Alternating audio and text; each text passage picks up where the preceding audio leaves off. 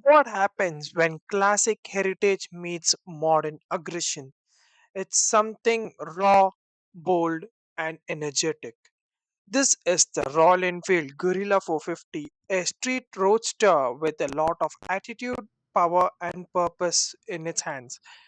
Built for the city chaos, weekend getaways, and making you feel the raw power the bike has on offer. I'm Danush from Autolove, and today we'll be diving deep into this design, performance, and my first ride impressions of this beautiful machine. So, without wasting much more time, let's get into the video.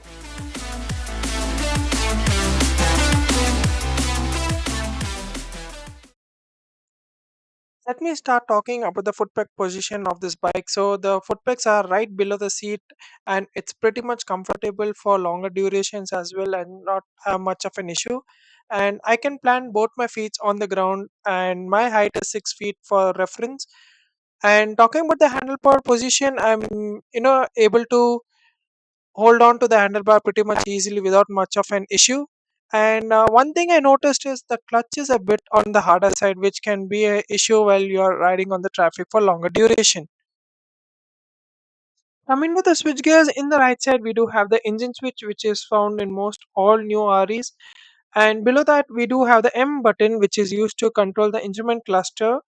And in the left side, we do have the joystick for changing the displays of the instrument cluster. Next is the indicator switch, and above that is the headlight switch. And above the headlight switch, you do have an home switch, which is used to go back to the home button. Coming to the seats of this motorcycle, the seat height is at 780 mm, making it comfortable for all riders in India. And talking about the space, so you do have enough space for the rider to move around and has adequate cushioning so that he can be comfortable in the longer durations. Next, coming to the pillion seat also has adequate room and is well padded, so the pillion won't be complaining much regarding the seat cushioning. And just wanted to talk about the general overview of this motorcycle. So the motorcycle feels very compact, and this color looks absolutely beautiful without much of paint, which does not look too loud in my honest opinion, which should be appreciated by few people who like minimal looking bikes. So talking about the overall design and the physical attributes of this motorcycle, so just let me show you around and talk about it as well, so that you get a better idea. Starting up from the front, we do get a beautiful looking LED headlight, which is seen in most Royal Enfields such as the Bear 650, the Himalayan 450, the Classic 650, and the Shotgun as well. So, and talking about the indicators, we do get an LED indicators. And front, we do get a knobby type tire, which is an on-road off-road tire, and its section is at 120 by 70 17-inch alloy, which is from C8, which I'll talk about the performance as we do the ride. Next, talking about the heart of this motorcycle, which is the engine. It is a 452cc engine, single cylinder, liquid cooled, which is also producing a 40 bhp of horsepower and 40 newton meters of torque. This same engine is also found in the Himalayan, and it is built on a steel tubular frame which has 11-liter fuel tank, which has an approximate mileage of 30 kmpl. The part I admire most about this bike is from the rear, especially the tail lights, which looks absolutely beautiful and looks like a certain Bavarian motorcycle. Comment down below if you know the answer.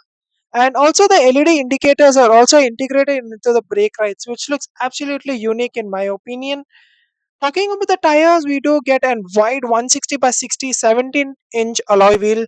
This is a block section tire, and this is the widest tire, mind you, in the competition. So this is very unique in its own. And talking about the rear disc, we do get an 270 disc, which is a single piston caliper. And usually Royal Enfield rear brakes are also pretty good in my testing. This should not be a problem. I'll talk about the performance as we do the ride. In the front, we do get an 310 disc with two piston caliper. And just wanted to talk about the rear suspension. The rear suspension is a monoshock unit which is adjustable for preload, and we also do get a short and stubby exhaust, which looks absolute. Before we get going, I just wanted to show you the instrument cluster of this motorcycle over here. So take a look. Talking about the instrument cluster, this is your tachometer, this is a fuel gauge, and you also get an gear position indicator and a side stand warning as well. This is a speedometer, And also talking about the trip one, we do get the trip information over here and trip 2 information. So you can toggle between this with the mode switch over here. So since we do get two ride modes, which is eco and performance, as you can see. And also talking about the switch gear which is in the left over here, which is used to toggle various information such as your fuel range, your fuel consumption, your battery voltage, your service overdue, engine temperature, and various other features. So, and it also does get the time over here in the top, as you can see over here, along with the temperature over here, outside temperature, which is pretty good. It also does get turn by turn navigation. So this is a pretty good instrument cluster in my opinion. Did I come in the wrong road? Yeah, I am in the wrong road. Front brakes are good, but that is not something I would give a rating about.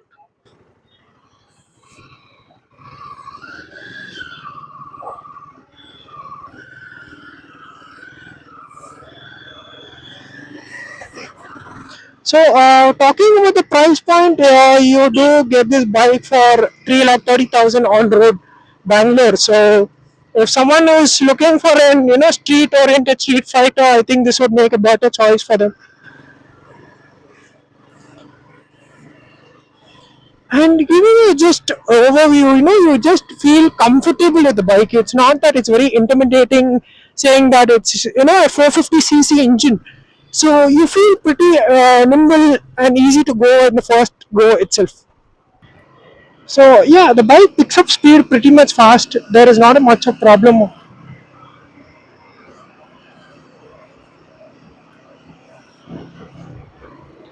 So yeah, that is it from my end, and I just wanted to let you know, it's like if someone is just looking for a daily commuter bike at the price point of 3 lakh, you can also filter in the traffic. It's not that it's that difficult.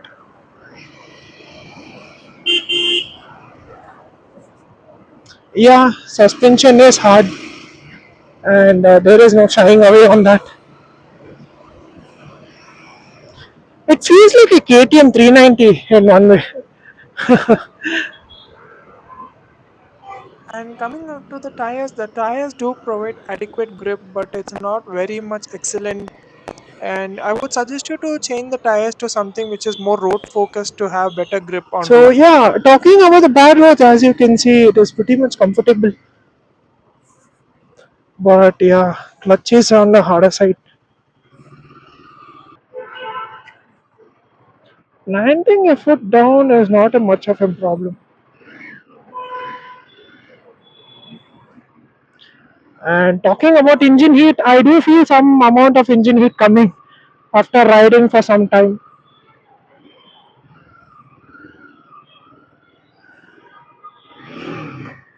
And okay, you do get false neutrals.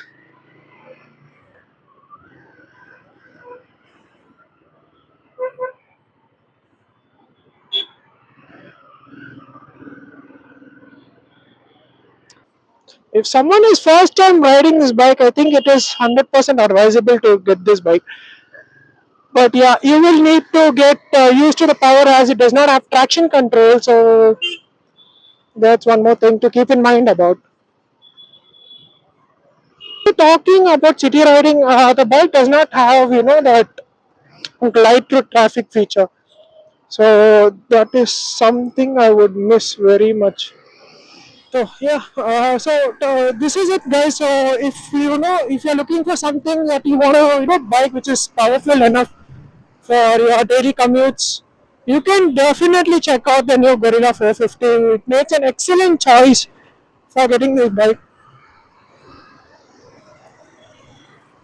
And yeah, talking about vibrations, also there is a bit of vibrations below 2000 RPM, and the bike feels jerky also while coming below.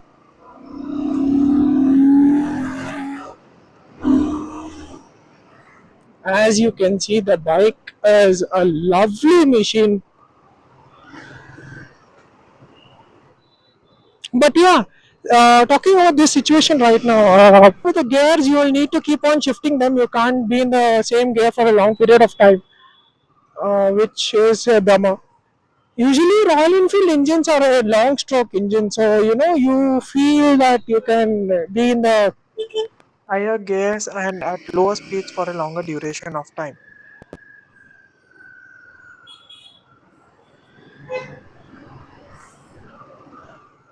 instrument cluster is visible at this kind of situation, but it is not visible in direct sunlight. The same applies with the Bear 650 also, which I had ridden long back.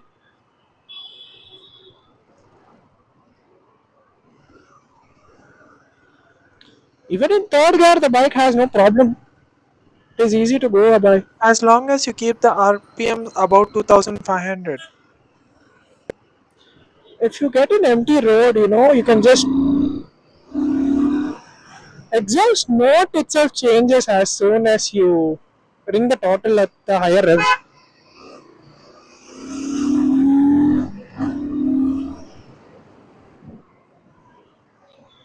As you can see, the bike can make you be a hooligan at one point. I think this bike does have two characteristics. One is, a calm, composed nature, and one more is an aggressive beast which is hiding inside. But yeah, in the lower revs, the bike struggles a bit. And also, just talking about the general overview of the bike, it's very compact. So going by the city streets, you can easily maneuver it without much of a problem. So that is something that I would really, really appreciate.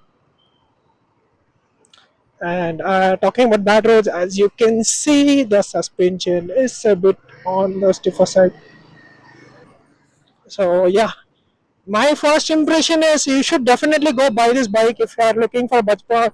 If you do have a budget of 3 lakhs, I mean, definitely why not? You can get an amazing, powerful machine, and which is also comfortable for the city. And it's just that you need to keep in mind that the suspension is a bit stiff. So if you are someone who is liking the uh, soft suspension, I don't think so. This suspension would be great for you. So yeah, that's it, guys. So if you do want to check out this bike, special mention to Royal Enfield. That's it, guys. Talking about the engine heat, yes. After the test ride, I do feel the engine is a bit on the ball right now. So yeah, that's it from my end. Special thanks to Royal Enfield Maratali, which is helping me out for this video. So if you do want to test drive this bike, so you can come out here and make sure to do a test drive and take a purchase decision for yourself as well. If you found this video useful, just like this video and also comment down below which bike I'll need to do a review next, and also just make sure to subscribe to the channel. See you guys in the next video. Thank you so much.